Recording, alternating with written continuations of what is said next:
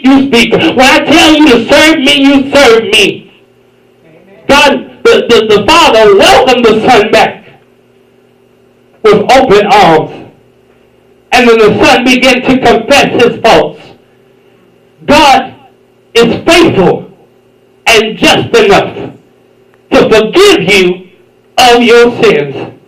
No matter what you did, no matter what you've done, no matter what you're doing now, you still are a son and a daughter of God. Can I just be real for a moment? You can do whatever you want to do. You can leave God, but that still does not negate the fact that you are still a child of God.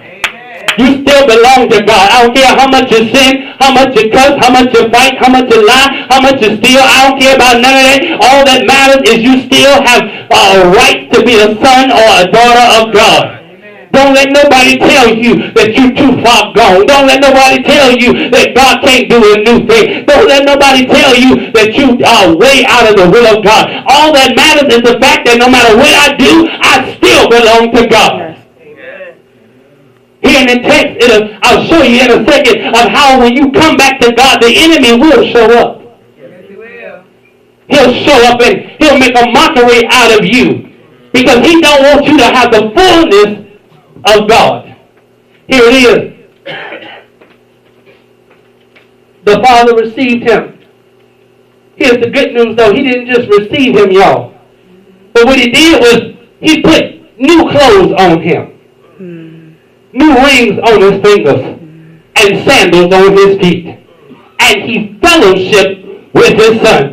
You may have been the dirtiest person in the world when you was in sin, but how many of you know that when you get in the presence of God, God can clean you up and make you over. You don't have to look like what you've been through. You don't have to smell like what you've been through. You don't have to live like what you've been through. But the fact remains that when I showed up and I gave my life to God and I gave God all of me, God did a new thing in my life. I don't know about y'all, but is there any new people up in here that can say, I don't look like what I've been through? Matter of fact, honey, if you knew what I really went through, if you knew the struggles that I had to endure, if you knew the life I had to live, you wouldn't look at me the way you look at me. But thanks be unto God that when I came to him, just as I was, he changed me, he clothed me, he put new stuff on me, and he welcomed me back.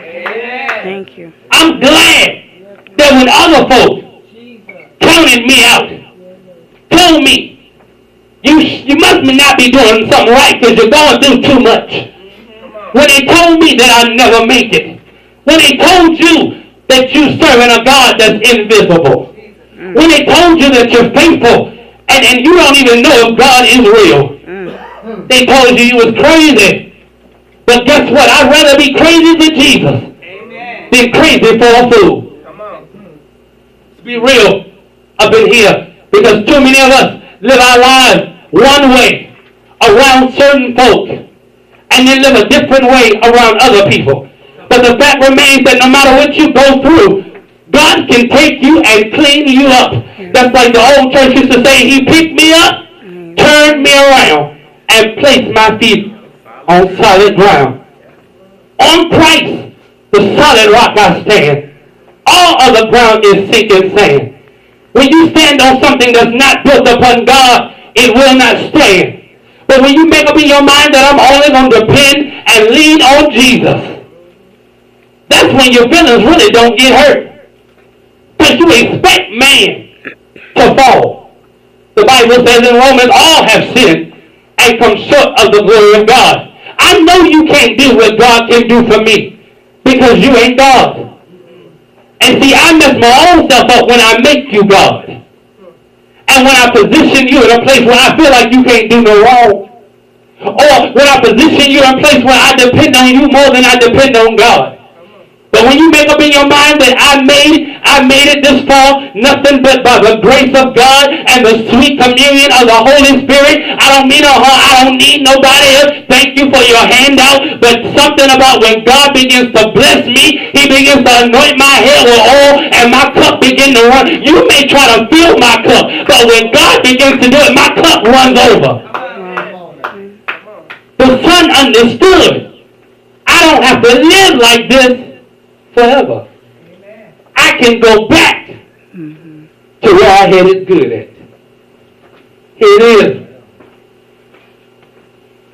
God wants you and your issues. No matter which your issues may be. Verse number 28 and 30 says, after the brother came home and the father received him, this is where the devil shows up. The older brother stalked off in an angry sulk and refused to join in.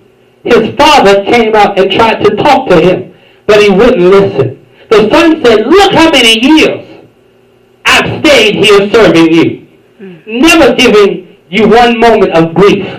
But have you ever thrown a party for me and my friends?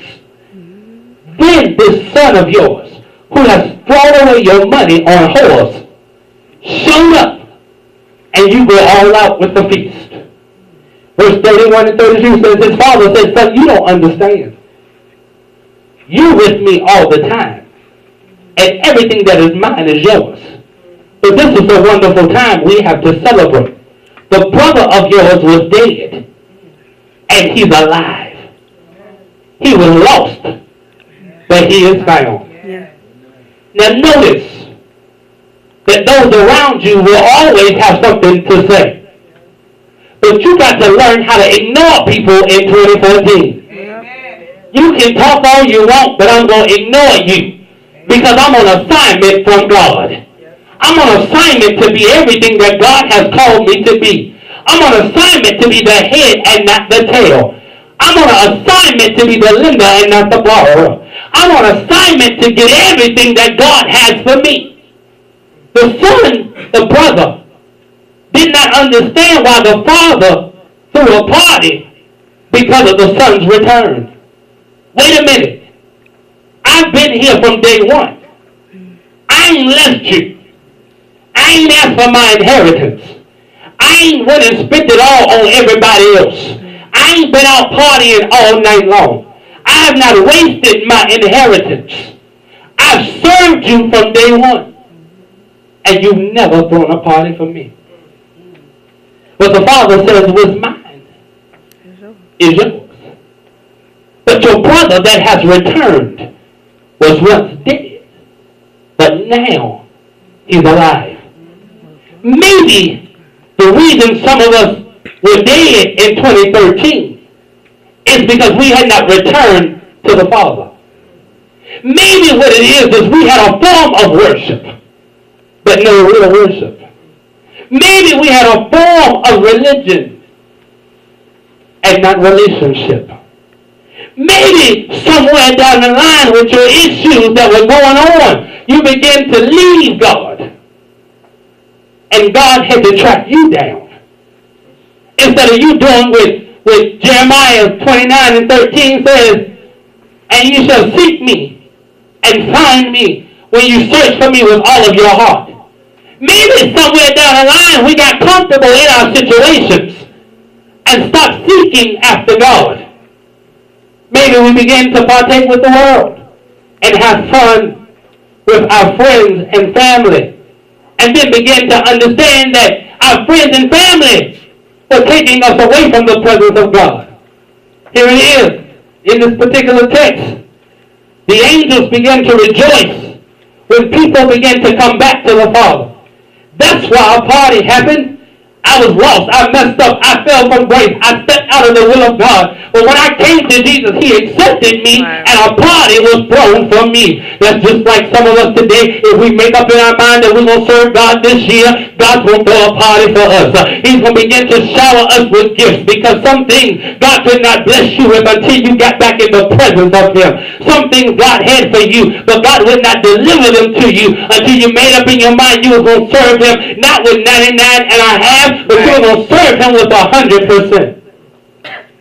How many of us can say that this year, I'm going to serve God? The father said that the brother was dead, but now he's alive. Is anybody in here ready to live again? Sin might have had you dead. Bills may have had you dead. Family may have had you dead. Your job may have had you dead. Your love life may have had you dead. But guess what? God said you can live again. God said you got all power that is given unto him inside of you when he lives on the inside of you. All you got to do is understand that when I hook up with my Father, I can live again. I'm ready, and it's time for a comeback. I dare somebody just to lean over and touch somebody and say, neighbor, it's time for a comeback. I'm ready.